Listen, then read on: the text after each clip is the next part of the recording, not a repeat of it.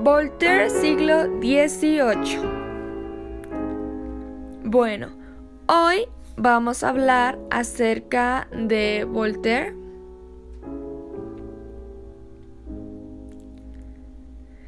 El cual nació en París en 1694 y fue símbolo de la Ilustración. Creaba obras satíricas y por consiguiente descontentos de todos lados. Fue la razón por la que paró en la cárcel un par de veces y fue desterrado de Francia. Se va a Londres y se llena de sabiduría y tiempo después vuelve a Francia y difunde ideas políticas y demás, todo con fines progresistas. Por acusar a los cristianos de fanáticos adquirió una orden de detención, así que huyó y se refugió en el castillo de Madame Châtelet. Se enamora de Châtelet y trabaja con ella en la filosofía de Newton. Se convierte en preferido de la corte, historiador de Francia, caballero de la Cámara Real y alta relación con la corte real. Fue a Alemania, pero lo desterraron de nuevo. Todo por llevarle la contraria a los ideales de Federico III. Antes de ir a Alemania, muere su amada Lady Châtelet, el amor que compartía sus mismos ideales. Voltaire defiende la libertad, tolerancia y libre expresión. En 1778 vuelve a París y es recibido con un gran entusiasmo del pueblo, pero muere el 30 de mayo de ese mismo año. Al funeral de Newton acudieron multitud de admiradores, entre los que se encontraba este hombre, Voltaire. Era el pensador y escritor más audaz y prolífico de Francia, un país que por entonces reprimía implacablemente la libertad de pensamiento y de expresión.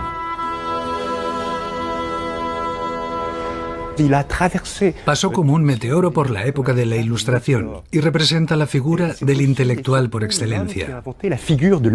Dicho de otra manera, era el escritor implicado en todos los frentes de su época, defensor de viudas y huérfanos, y de todas las víctimas de los horrores legales cometidos por los regímenes autoritarios. Las cruzadas de Voltaire le obligaron a pasar la mayor parte de su vida en el exilio. Esa era la razón de que estuviera en Inglaterra.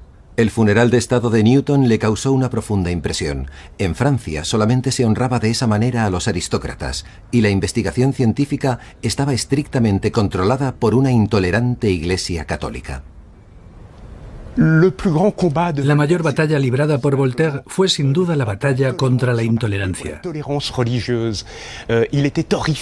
Sobre todo contra la intolerancia religiosa. Le horrorizaba el fanatismo de su época y en Inglaterra encontró un ambiente de tolerancia en el que podían coexistir diferentes religiones sin que hubiera guerra o conflicto.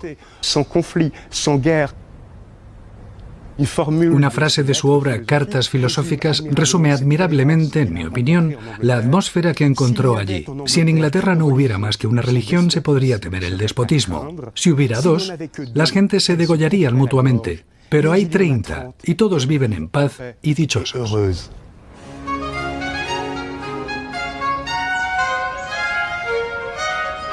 Y esa era solo una de las libertades que Voltaire encontró en Inglaterra.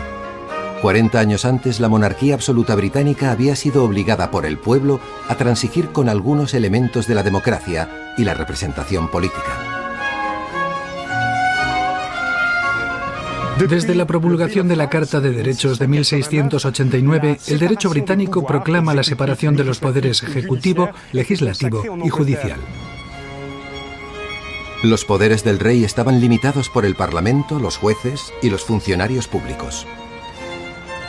El rey no podía subir impuestos, ni aprobar leyes, ni declarar la guerra sin el consentimiento del Parlamento. Y este sistema, en el que había un equilibrio entre los tres poderes, promovía mucho más la libertad que el régimen absolutista francés, en el que todos los poderes se concentraban en el rey.